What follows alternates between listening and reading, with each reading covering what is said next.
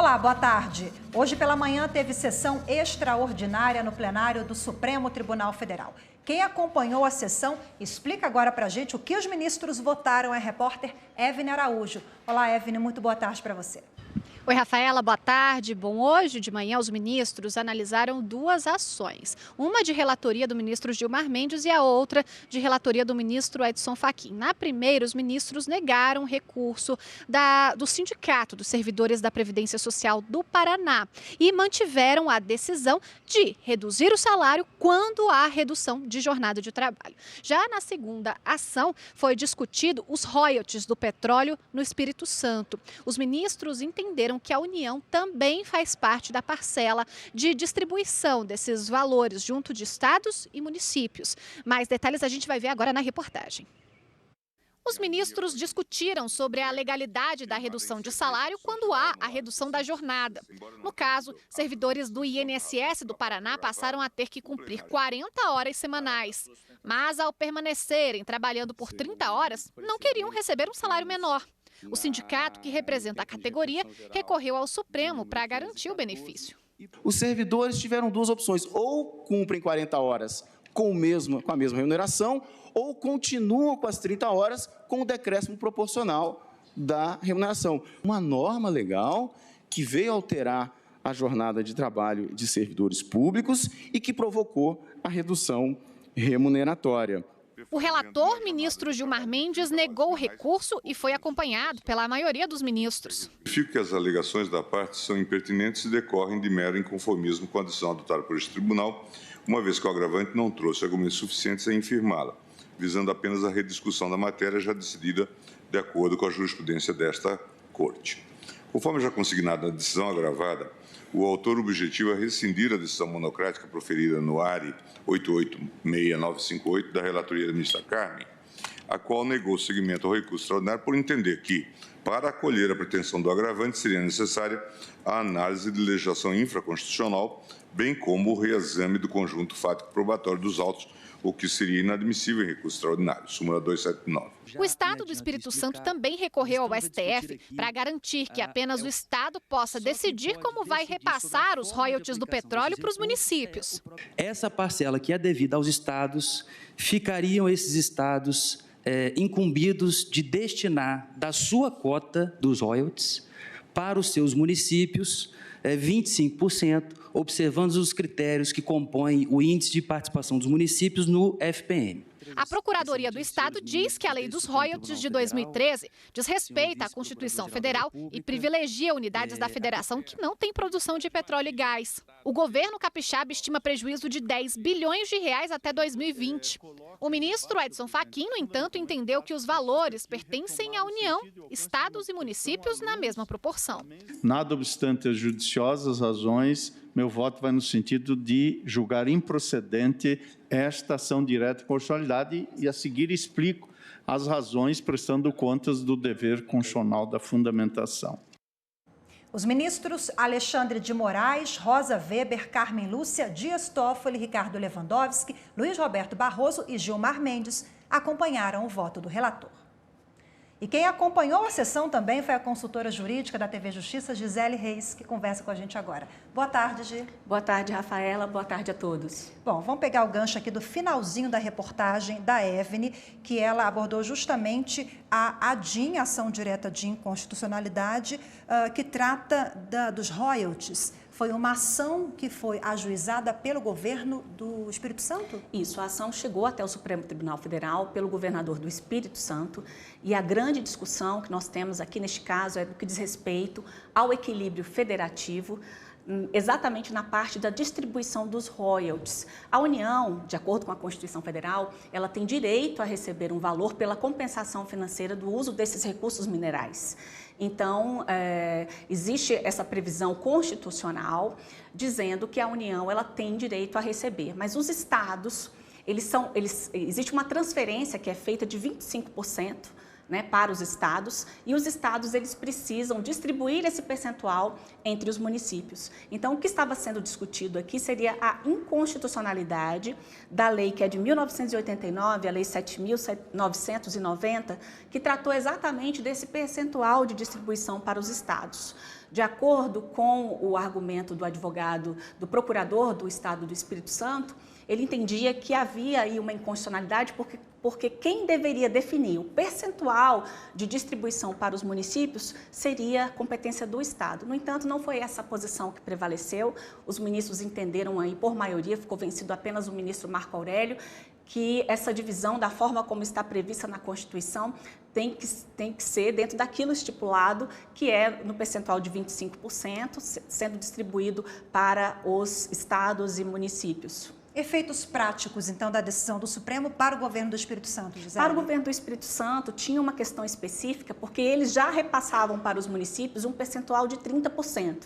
E aí foi por isso que eles questionaram no Supremo essa obrigatoriedade dos 25%, porque já havia um percentual que repassava 30% para todos os municípios.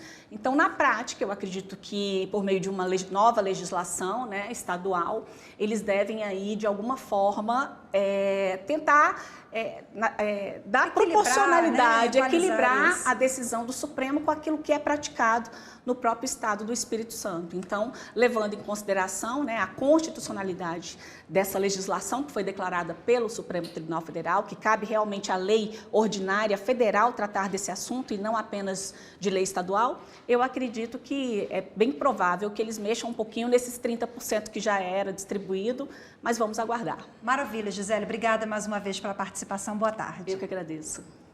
Daqui a pouco, os ministros se reúnem novamente. Vamos agora aos temas da pauta de julgamentos da tarde desta quarta-feira. Direitos fundamentais abrem os julgamentos da tarde no STF. Um recurso extraordinário com repercussão geral reconhecida discute a possibilidade de anulação de ato administrativo inconstitucional que concede anistia política. Por último, matéria relacionada a servidor público. Um mandado de injunção sobre reparação econômica a cidadãos impedidos de exercer na vida civil atividade profissional específica em razão de resoluções da Aeronáutica. Você acompanha mais informações sobre a pauta de julgamentos no site do Supremo Tribunal Federal, stf.jus.br. E como você viu na pauta de julgamentos, o plenário do Supremo deve definir se um ato administrativo que viola a Constituição pode ser anulado depois de 5 anos. Entenda o assunto na reportagem. Na ação, o Ministério da Justiça recorre de uma decisão do Superior Tribunal de Justiça, que definiu que após 5 anos, atos administrativos não podem ser revistos nem anulados. Isso é o que prevê a legislação brasileira desde 1999. No caso que vai ser analisado pelo Supremo, um cabo da Aeronáutica foi dispensado do serviço militar e anistiado, mesmo sem ter sofrido perseguição política ou qualquer outro ato que justificasse o benefício. Anos depois, com a constatação da ilegalidade, o processo foi revisto e anulado por uma portaria do Ministério da Justiça. O militar entrou com um mandado de segurança e conseguiu manter a anistia com base no prazo de prescrição. O recurso tem repercussão geral, ou seja, vai servir de base para decisões em todas as instâncias do Poder Judiciário. O relator é o ministro Dias Toffoli. E no próximo bloco, empregador não pode recusar atestado durante a gestação. A gravidez de risco, até que haja o ingresso na licença gestante, né, lá no final, ela se equipara a uma doença.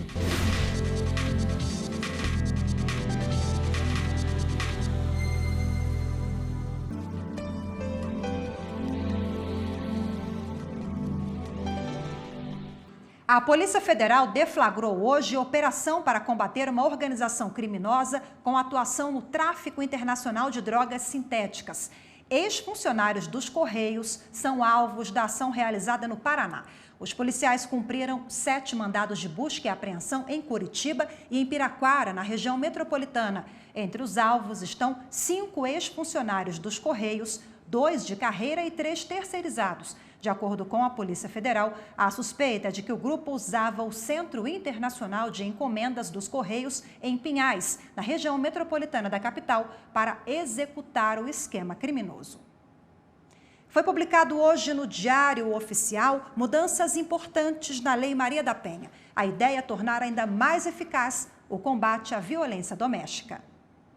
Foram 6 ocorrências de violência doméstica até que esta mulher decidisse se separar do marido. Com medo, ela prefere não mostrar o rosto, mas conta que depois da separação, começou a ser perseguida pelo ex-companheiro. Ela resolveu fazer uma denúncia e buscar ajuda. Só assim se sentiu mais segura para levar uma vida normal. Eu não conseguia fazer nada, eu vivia em pânico. Eu dormia com uma faca embaixo do meu travesseiro, qualquer barulho eu acordava, eu não conseguia ter paz. Há 13 anos, o combate à violência doméstica se intensificou com a criação da Lei Maria da Penha. Mesmo com medidas protetivas e punições previstas aos agressores, os casos de violência contra a mulher se repetem pelo país. Por isso, mudanças são necessárias ao longo dos anos.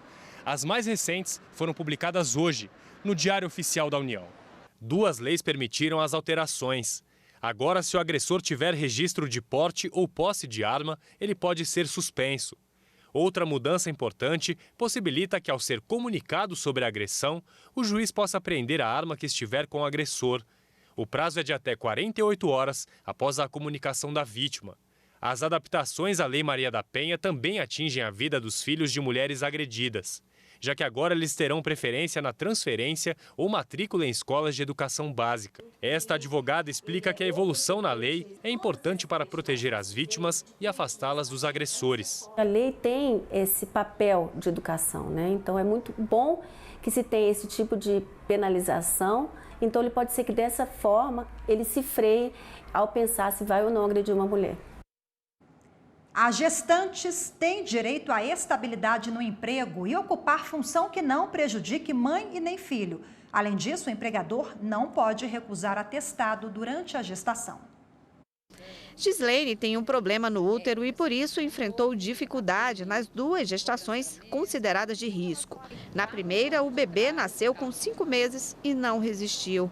A segunda gravidez ela levou até o fim, mas teve que parar de trabalhar ainda no 6º mês. Enquanto trabalhava, ela sentiu que foi hostilizada no trabalho por causa das faltas para atendimento médico. Eu tive uma sequência de atestados prolongados no meu último trimestre. Ou eu ia para o INSS com um recurso infinitamente inferior ao que eu recebia, ou eu ia ter que ir ao meu trabalho para poder fazer a perícia. A médica não me deu alternativa de não ir, não tinha essa alternativa. Isso realmente foi um ponto assim, que me deixou desestruturada na época. Que era uma coisa de desconfiança, é como se você está querendo burlar o sistema. O bom senso e atitudes mais humanas são o que se espera quando a mulher está em momentos mais sensíveis, como é o de uma gravidez. Mas em alguns ambientes de trabalho, a sensibilidade para entender a necessidade de ausência da gestante não é comum. Em Fortaleza, uma trabalhadora grávida precisou de atendimento médico por causa de um sangramento e apresentou um atestado de 5 dias que não foi aceito pelo patrão, porque ela entregou fora do prazo de 24 horas, como determina o regimento da empresa. Infelizmente, ela acabou sofrendo um aborto e precisou se afastar do trabalho por 30 dias. E aí veio outro problema. Ela não teve direito ao auxílio-doença porque a empresa não estava em dia com a contribuição previdenciária. A magistrada que analisou o caso entendeu que houve violação aos direitos da trabalhadora e que o atraso para a entrega do atestado não justificou a recusa pelo patrão, que deveria ter agido de forma mais ponderada e humana com a funcionária. Este advogado explica que a gravidez de risco se equipara a uma doença e, portanto, precisa de cuidado e compreensão, principalmente do empregador. A gravidez de risco, até que haja o ingresso na licença gestante, né, lá no final, ela se equipara a uma doença. Então, os primeiros 15 dias que a mulher necessite se afastar para cuidar da sua gestação são encargo do empregador. Os demais são encargo do INSS. Ou seja, é como se ela se afastasse para tratamento de uma doença. Eu diria que talvez falte o que falta para todos os trabalhadores em alguma medida. Se eu valorizo a saúde do trabalhador nos ambientes organizacionais, talvez eu olhe para essa mulher com um pouquinho mais de carinho.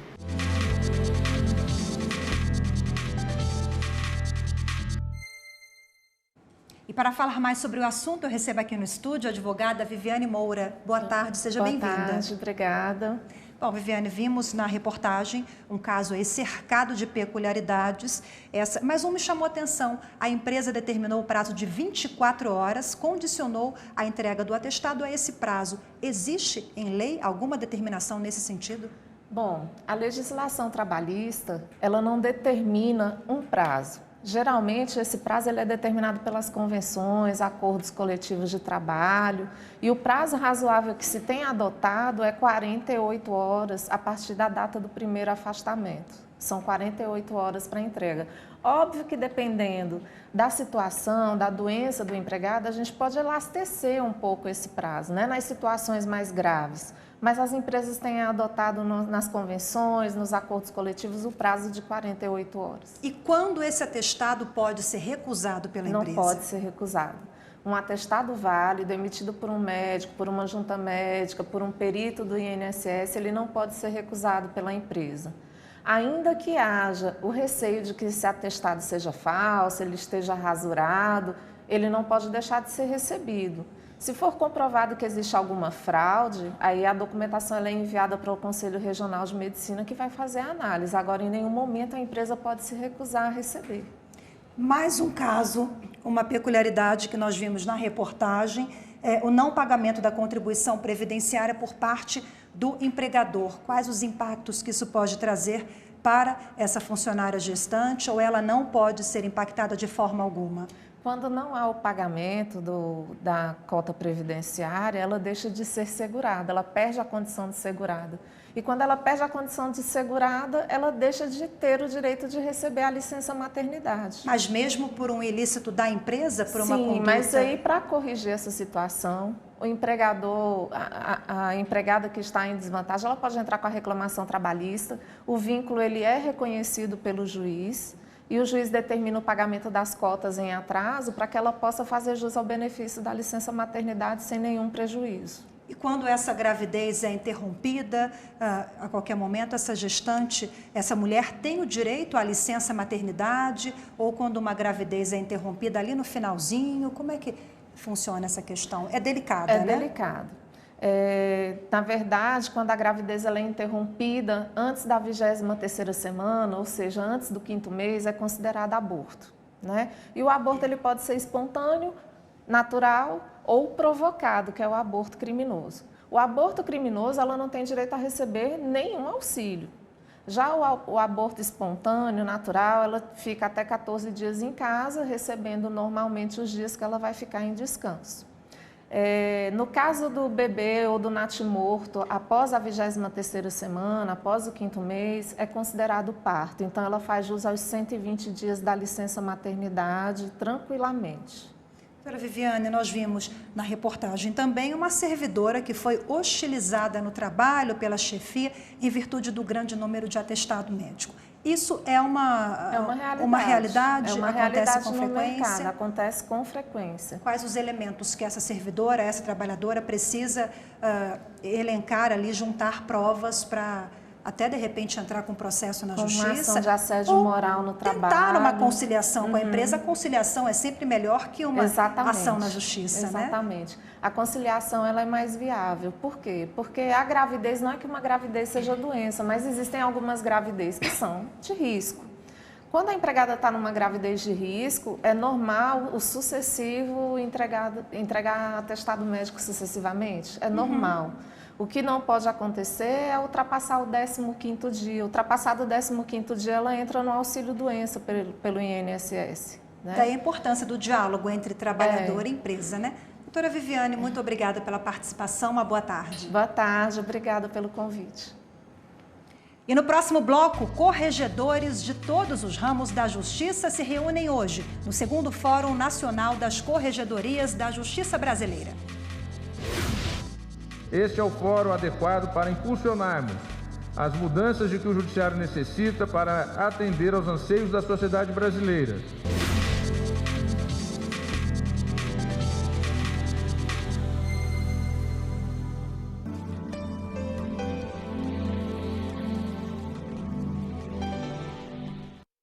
Em uma ação conjunta, a Polícia Federal prendeu hoje um dos maiores fraudadores da Previdência. A Operação Caduceu foi realizada nos estados da Bahia, Sergipe, Alagoas e Pernambuco. E quem tem os detalhes dessa operação e conversa com a gente ao vivo agora é o repórter Gabriel Seafrei. Olá, Gabriel, boa tarde para você. Oi, Rafaela, boa tarde para você, boa tarde a todos.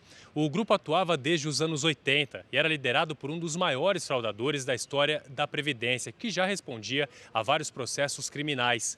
Segundo as investigações, eles teriam fraudado cerca de 140 benefícios, entre auxílios-doença e aposentadorias por invalidez. Desse total, 6 benefícios eram do próprio líder da organização criminosa, que utilizava fotos dele e nomes diferentes de outras pessoas. O prejuízo estimado é de cerca de 7 milhões de reais. Hoje, por determinação da Justiça Federal, foram cumpridos 3 mandados de prisão preventiva e outros 12 de busca e apreensão em cidades da Bahia, Sergipe, Alagoas e Pernambuco. Os envolvidos vão responder pelos crimes de organização criminosa, estelionato, uso de documento falso, falsidade ideológica e falsificação de documento público.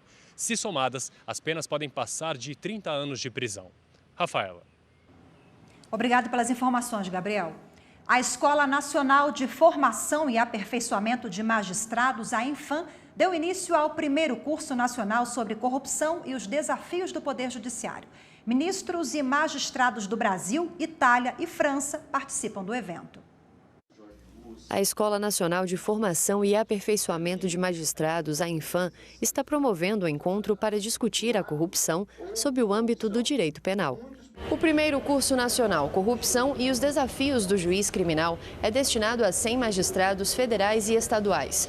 Serão 3 dias de painéis e palestras para abordar o atual cenário da corrupção no Brasil e propor caminhos para combatê-la. O evento conta com a presença de vários ministros do STJ, do Ministro da Justiça e também magistrados da Itália e da França para promover a troca de experiências sobre o sistema judiciário e o combate à corrupção dos diferentes países. O Brasil, de algum tempo para cá, iniciou uma revolução no seu sistema criminal. No estudo do direito penal, na adoção de novos institutos, no aprimoramento da sua legislação, da concretização de novos princípios, de novos institutos, tem sido o ponto crucial da revolução que nós estamos fazendo no direito penal brasileiro. Cooperação jurídica internacional, colaboração premiada, prisão cautelar, direitos humanos, transparência e integridade são alguns dos temas que estão sendo debatidos pelos participantes.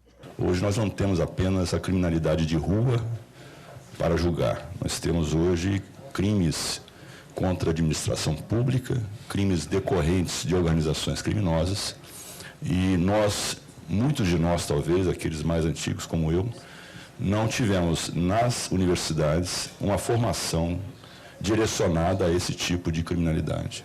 Portanto, temos de nos adaptar e utilizando o direito penal e o direito processual penal com um necessário olhar com essas novas possibilidades e novas exigências que esta criminalidade, chamada de colarinho branco, nos impõe desenvolver. É um desafio, o enfrentamento da grande corrupção.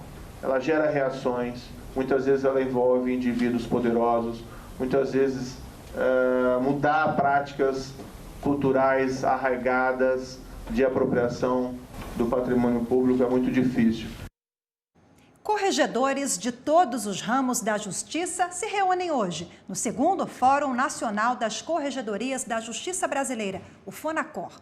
O encontro é realizado durante todo o dia no Conselho da Justiça Federal, em Brasília. O Fonacor foi criado em dezembro de 2018 pelo Corregedor Nacional de Justiça, ministro Humberto Martins, para discutir os desafios e propor melhorias na prestação de serviço da Justiça. Cerca de 90 corregedores de justiça participam do fórum. Esse é o segundo encontro e, durante a abertura, o presidente do Supremo Tribunal Federal e do Conselho Nacional de Justiça, ministro Dias Toffoli, ressaltou a importância de se pensar em política pública no âmbito da justiça para garantir o fortalecimento das instituições e os direitos fundamentais, como determina a Constituição Federal. Este é o fórum adequado para impulsionarmos as mudanças de que o Judiciário necessita para atender aos anseios da sociedade brasileira, pois aqui estão presentes corregedores e magistrados de todos os estados da Federação, dispostos a atuarem em equilíbrio com os demais poderes e instituições e com o sistema de justiça, como agente de transformação social. Hoje foi dada sequência nos trabalhos iniciados em junho no primeiro encontro. E a proposta é estabelecer metas de gestão para serem cumpridas em 2020. Entre os pontos apresentados foi a implantação de sistema de metas específicas e de um sistema eletrônico uniformizado para a atividade dos corregedores. O PJE-COR está em fase de expansão. Ele foi iniciado pela Corregedoria do Tribunal de Justiça do Rio Grande do Norte e precisa de um calendário de implantação do sistema em outros tribunais. O encontro termina hoje à tarde e a discussão de proposta e meta de gestão para serem cumpridas em 2020 vai continuar no terceiro encontro do Fonacor, que vai ocorrer nos dias 25 e 26 de novembro, em Maceió. E a gente fica por aqui. Você acompanha agora o programa TRT das Gerais. Em seguida tem Direto do Plenário. Uma boa tarde para você, até amanhã.